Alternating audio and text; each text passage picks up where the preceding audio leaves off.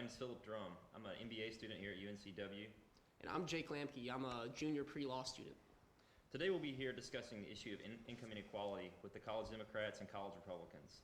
This topic will cover a broad range of issues from private property to group ownership of property, the minimum wage, all types of issues that are put together with income inequality.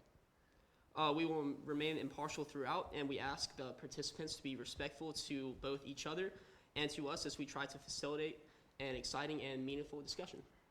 So I guess we'll start this off by just asking the college Democrats first, what is the current state of income inequality? Hi, my name is Leah Wills. I'm the College Democrats president. Hi, I'm Jordan Johnson, and I'm the vice president of College Democrats. So what we believe as College Democrats is that income inequality is one of the most serious issues today in our nation. We think that there are a lot of things that play into this inequality, such as gender inequality, racial issues, and our healthcare inequality. We support candidates that are in favor of reforming our tax system, removing tax loopholes, and removing tax breaks. We think that income inequality is one of the most serious issues and should be heavily reformed. Republicans? Same question. Excuse me. I'm Gray Underwood, president of UNCW College Republicans. Hi, I'm Jessica Ortiz, vice president of UNCW College Republicans. Well, income inequality is a very important issue in America right now. We believe that the solution to it is not through the socialistic policies that Bernie Sanders wants to implement. We think the solution to that is more through free market capitalism and allowing people to pull themselves up through hard work. Okay, the first question that we're going to ask is going to go to the Republicans. Okay, according to a recent report, the average CEO earns 331 times more than the average worker and 774 times as much as the average minimum wage worker. Is this indicative of a society where income inequality has run amok? I don't believe it is. A CEO, no one becomes a CEO right out of college or right out of high school. It's something you work up to. People recruit CEOs based on their experience. Also the work that a CEO has to put in and the people under him. I believe they've earned that fairly, yes. Yeah, the work that a CEO does is not the same as a minimum wage worker does.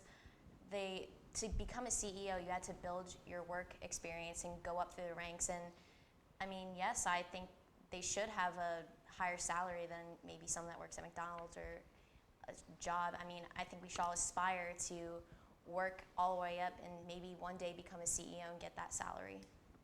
Okay, but in recent years, the last 10 to 20 years, the amount of the pay disparity has gone dramatically up. How would you justify that? Does change need to be in effect now because of what's happened since the 2008 financial crisis? I would say no. The 2008 financial crisis was caused it was a result of subprime lending, which doesn't have much to do with CEOs. I think that most CEOs have earned what they make.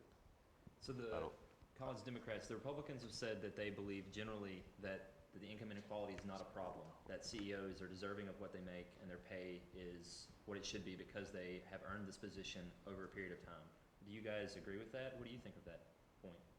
No, we do not agree with that. Okay. I think it's really important when you think about income inequality to think about the jobs that people are doing and the fact that women make 77 cents to the dollar of every man. And when you look at racial differences, a black woman makes 57 cents to the dollar of a white male. So while people are doing the same jobs, people aren't necessarily getting the same opportunities for doing the same work and having the same work ethic. So while it's important to realize that CEOs do have a lot of experience, not everybody is allotted the same experience that CEOs are given. Okay, I mean, you talked a little bit about work ethic there, and they mentioned work ethic as well. Do you think that the amount of hard work somebody does in their life relates to how much they make later on? I don't think so. I mean, if you're looking at minimum wage workers, most of them are working 40 hours just to barely get by. And there are, single moms right now or single dads that are working 3 jobs. And who is to say that working at McDonald's 40 hours a week is less hard than being a CEO. I think it's all relative to the life that you are living, and I think that when we don't support people that are working very hard jobs, I mean, working in McDonald's is a hard job. You get people yelling at you. I don't think people realize how hard it is to work in customer service. It does not represent how hard they work their pay rate currently. Okay. And it's also a cycle. So when you're in a low wage job, you aren't allotted savings. You can't save in order to be able to buy a house, and in order to have savings, in order to push yourself to a higher level. You're working paycheck to paycheck. And when you're working paycheck to paycheck, you're not able to push yourself up to a certain extent. You can't necessarily go to school if you have a child and you have to work 40 hours a week or work 3 different jobs. If you're working 3 different jobs, then you don't have time to be allotted necessarily. Okay. They're not thinking about moving up, they're thinking about how do I make it to the next paycheck. Republicans, would you like to respond? Do you think, I mean, that higher income, their higher work ethic translates into higher income later on? I mean, what I don't understand is what would be your solution? Because I personally, you're saying work is all relative, but I personally think someone who's a cashier at McDonald's should not be paid the same as maybe a CEO of Walmart who is going around globally trying to get vendors to invest in their business and have their products on the market. In Walmart, and like a CEO, they are working day and night, and I understand that maybe you are working 40 hours a week and busting your back at McDonald's, but then work your way up. And there's no reason that, like, I don't understand the solution that you would propose to make the CEO earn just as much as a McDonald's cashier. Well, we're not saying at all that a worker needs to make as much as a CEO. That's absolutely outrageous. I think we're saying that $7.25 is not enough for a 40-hour job, making that an hour. And I think that when the minimum wage is the way that it is currently, you're not able to pull yourself up. Because like we talked about, you're going from paycheck to paycheck. You can't think about, oh, well, I need to go to college. In order to become a CEO, most likely you need to go to college. Most likely you need to have some degree. A person that is working 40 hours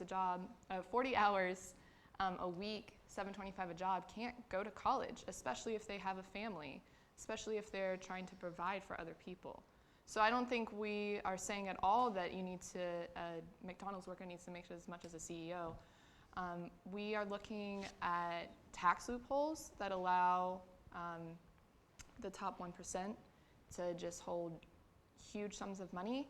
We're looking at tax breaks, and we're also looking at raising the minimum wage.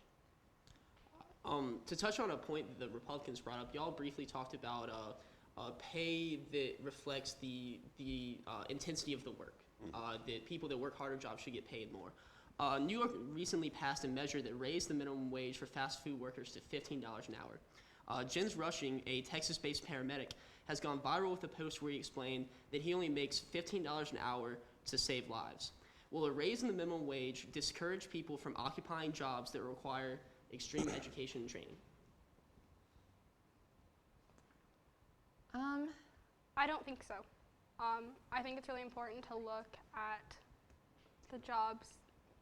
People go into like different professions because they want to, because they like certain jobs. I don't think giving a livable wage, and we're not saying that you should give people like a huge sum for doing jobs such as working at McDonald's, like they've stated previously. We're not saying give people large sums of money for doing jobs that don't necessarily take the same skills as other jobs. We're saying that people deserve living wages. If you're living in a large city and the cost of living is high, then you need a wage that reflects that. You need a wage that reflects how much it costs you to survive. And so I think it's important to realize that we're not saying that you need to live the most prosperous life, but you need to live a life where you are able to survive and are able to live happily and healthily and have health care and be allotted basic human rights, I guess. Will that not result in a situation where people will instead want to fill one of those jobs that you can get paid $15 an hour for working a fast food job rather than go through the intense training and education that one would have to go through to get a job that in the status quo pays that much? I don't think we're saying, we don't believe that you need to pay $15 an hour. I don't know the right number for each state, for each employee. I think that his post almost points more towards supporting the reform for income inequality. We're not saying that $15 an hour is perfect for every job. I think we're saying that it should be just adjusted. And do you have anything else to say on that? I'm sorry, can you repeat? Actually, I'm going to take it over to the Republicans. I feel like y'all would like to respond to that point. Do you think that if someone has the ability to enter into a job that pays equally as one that requires more education and training, would they not go into the job that requires less education and training? Well, yes. I mean, a wage, just in simple economics, you're going to get paid based on how replaceable you are. Jobs like McDonald's, any fast food, any minimum wage job, it's really any person with no discernible skills can be brought in and made to do it. Whereas a CEO, for example, they have lots of contacts, years of experience. They know how to run the company. They know their customers, everything in that job.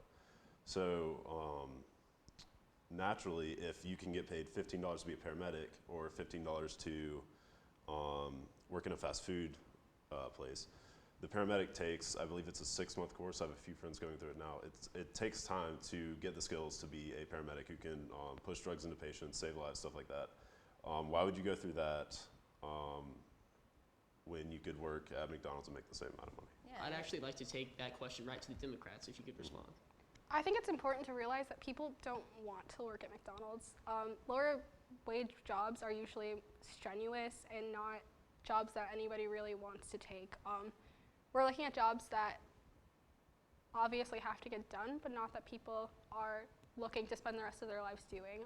People end up working at McDonald's for the rest of their lives because they have to, because they don't have an option or a way to bring themselves up in the market of the job world. So I think it's important to think about the fact that people aren't, I feel like you don't have enough faith in humanity, I guess, to want to move themselves up. Okay. I mean, I think you totally throw out the whole American work ethic if you're paying someone who's a cashier at McDonald's the same as someone who has to go through training. I mean, I personally, if I was in that situation, I wouldn't be the paramedic. I wouldn't do that because why would I waste my time when I can just easily, I've been a cashier before, it's really not that hard. I mean, you just basically scan stuff and put it in the computer, and I would not go through the training. And I don't think the other side understands also that when you raise the minimum wage, people lose jobs. I know personally, I'm a dance teacher and I make $12 an hour, and my studio owner already told me, she was like, if I have to pay you $15 an hour, I can't hire you. And so I'm out of a job. And I'm sure there's several people out there in the same position where if you're at McDonald's, McDonald's can't afford to pay every single employee $15 an hour, so they're gonna cut down their staff, and essentially you're gonna have people who are worse off than they were before. Okay. I understand that. There's been some talk about minimum wage from both sides, some talk about income, but I want to take it to a more general place. Do you think that there should ever be, Republicans, do you think that there should ever be a guaranteed minimum income, like the grain doles from back in the time of the Romans, or some states even have a minimum income? Is that a thing that we should move forward to? Is that a thing that we should do? Or is that something that should not ever be? You mean like a minimum yearly income? A minimum income, yes, for being a citizen of a country or a citizen of a state. Alaska has like a $2,000 a year if you're a citizen of Alaska, or certain places. Is this countries. provided through The one in tax- Alaska is provided government through money, oil or- subsidies, but I mean, Okay. I was just asking generally if governments should provide their citizens with a basic minimum income for a year. Because they were talking about minimum wage, so I'm taking it to the next logical extension, that's the thing. I don't think you should have that. If you take an economics course, they teach you that it's basically what you're proposing is a price floor, and when you get that, you get a surplus of people in the market.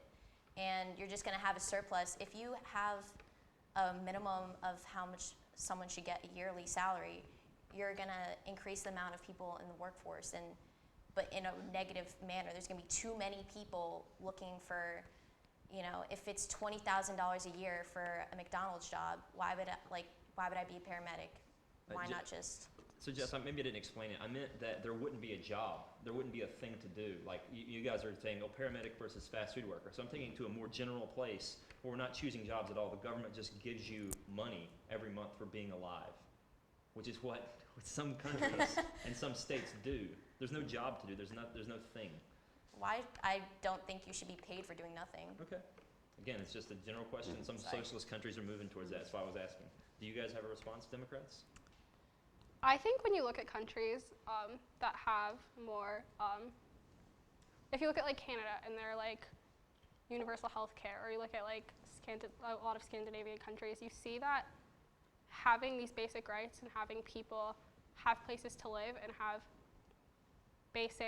their basic needs, they're able to thrive a lot more. So a homeless person doesn't have the means to buy clothes to go to a job interview. They don't have the means to take a shower. They don't have the means to do certain things that could help them to elevate themselves in the workforce. So I think that while a lot of the other side definitely opposes it because they feel like you're getting paid to do nothing, I think that giving people this basic amount of money or these basic amount of rights helps them to elevate themselves and to help the economy thrive.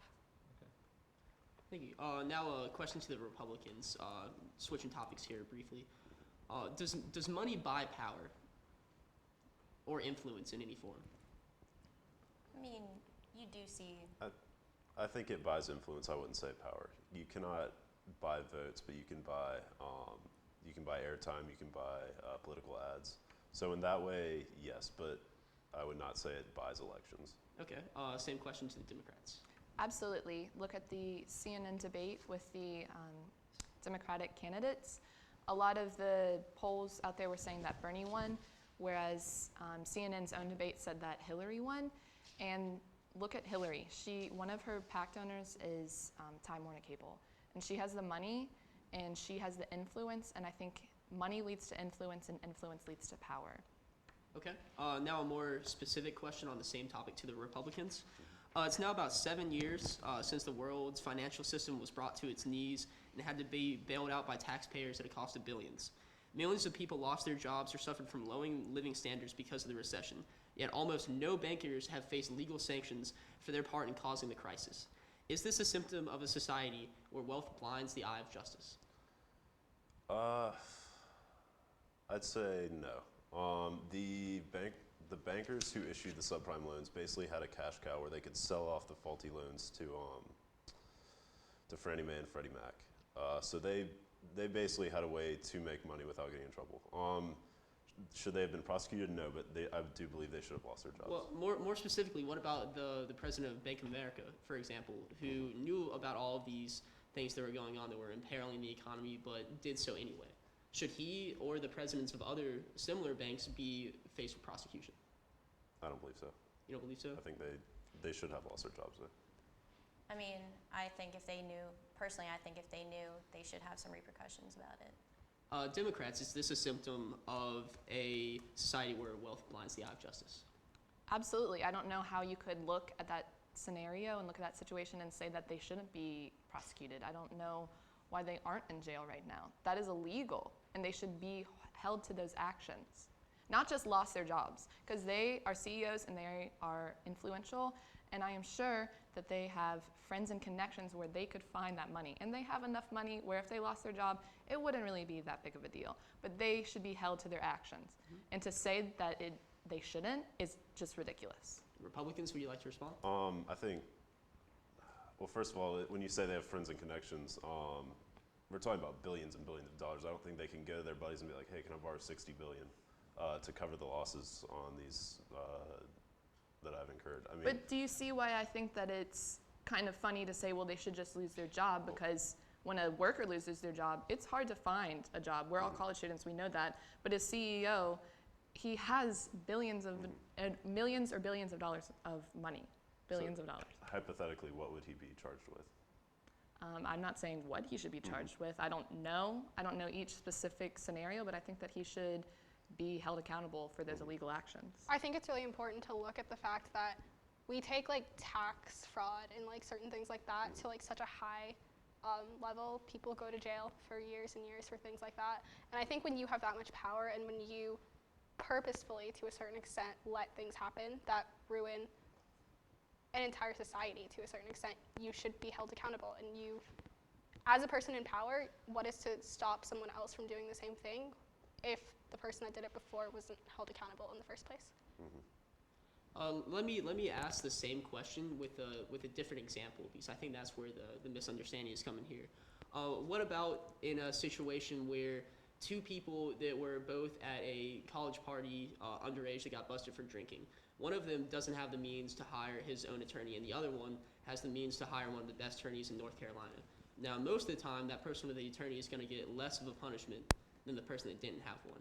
Now, that's the same kind of thing where wealth buys power and gets you off from trouble. Now, how do you justify that example? I think the reason for that is that there's so many laws, there's so much paperwork that you need an expert to navigate it. If the laws were simple, that wouldn't be the case. But if But they there- did the same thing and one doesn't have counsel and the other does, is that not indicative of the person who has money being preferred over that person who doesn't?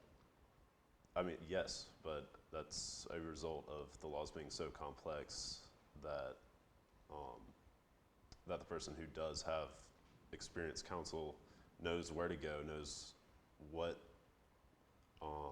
legislation to point out, where they can say, no, it was this, or you can argue it better. Democrats, would you like to respond? I would say that we need a reform in the laws that make it okay for people to loophole themselves out of things like this. It's really unsettling to realize that just money equals power, and power equals getting out of things that you knew you were doing, I guess.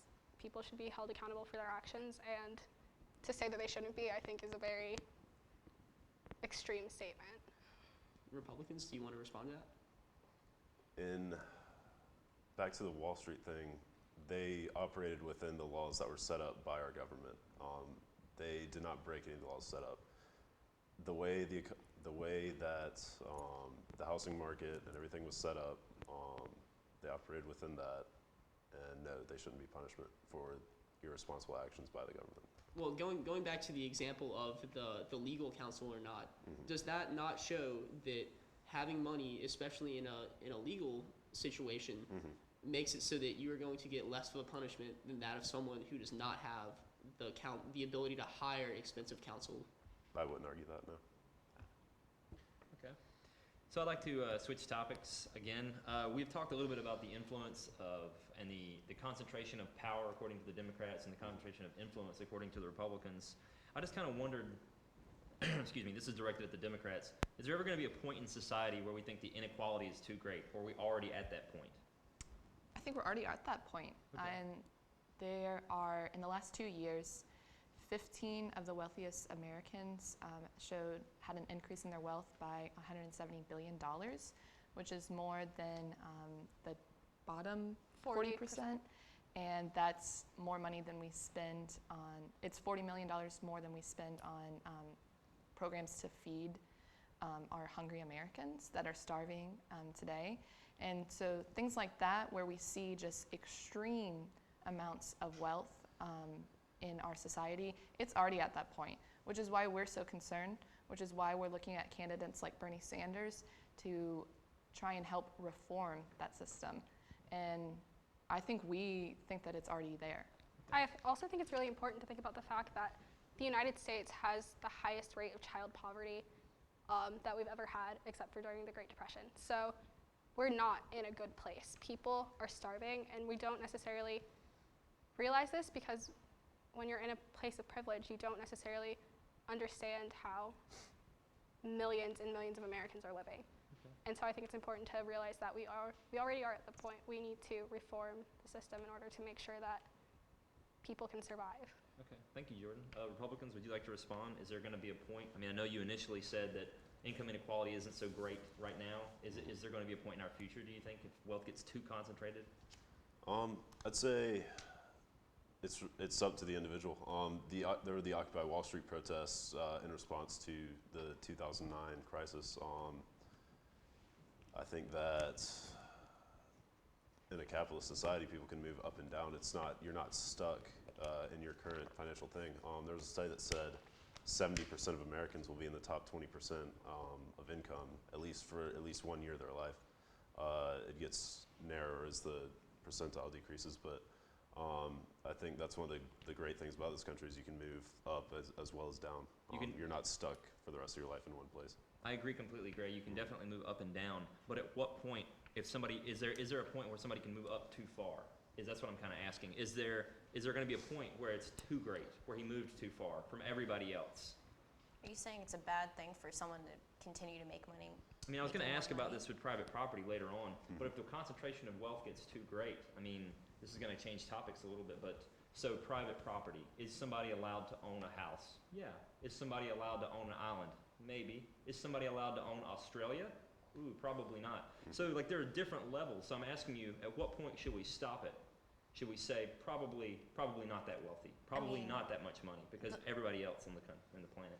I mean, if you're suggesting that when someone makes a certain amount of money that we automatically tax them excessive amounts, what's gonna, We already have a progressive income tax. yes, which I do not agree with. Yeah. I'm just Because- saying it's already there. Yeah. I mean, but if you are saying we should tax them even more, like increase it, it's, I was just asking about the point. Is there a Yeah. point? And if there's not, just say no. There's I no don't, point. no, I don't Okay. think so. Do you guys want to respond to that? Well, first of all, when it comes to taxes, I think it's important to realize that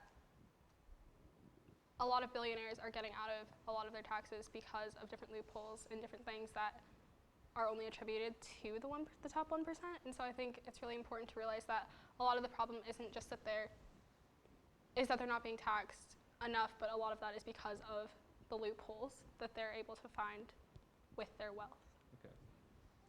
Well, yeah, there should definitely be a simpler tax system. I know Carly Fiorina wants to shorten it down to 3 pages because she said essentially 3 pages is only about as much as every American's going to actually read. So I agree with you on that. There are loopholes and it's complicated and it shouldn't be. Well, for example, Bill Gates is worth $80 billion. Hypothetically, he could buy off every official in a small country and more or less own that country. Mm-hmm. But is the government going to step in and say, "Hey, you have too much money. We're going to take." Some governments would step in, yes. We need to cut you off at 5 billion, 10 billion, something like that. If that happened, he would leave and he would take all those assets with him. So we would lose all that tax revenue. Okay. Same with any other 1%er, which is when you think about 3.3 million Americans. So should there ever be laws made against that? If somebody is so wealthy, you use Bill Gates as an example, worth $80 billion right now, something along those lines. Yes. If he ever said, "I'm packing up, screw you guys, America, I'm leaving and not coming back," and everybody's fired, is there anything America can do to be like, "No, we're going to arrest you," or "No, you can't ruin a whole swath of cities and states"? Should we do anything about that? I don't think so. So we shouldn't do anything. We should just let him He's an individual. step He all has- over us if He has a wants right. to. He has a right Okay. to his own life. So private property. Okay. All right, Jess, I want to make a point on something you said. You said that you are not in favor of a progressive tax system, correct? Does that mean that you're in favor of a regressive tax system, meaning that the people on the bottom are actually paying more than the top? Of course not. No, I think that's ridiculous. I'm in favor of flat tax. I think everyone should pay the exact same percentage across the board. And I know proponents on the other side say, well, why should the poor pay as much as the rich? And it's not. If it's a same percentage, someone making $1 million is going to pay 10% on that $1 million, and that 10% is obviously going to be more than 10% on $100. So it's a fair tax, and I don't think you should penalize someone for making more. Democrats, would you like to respond?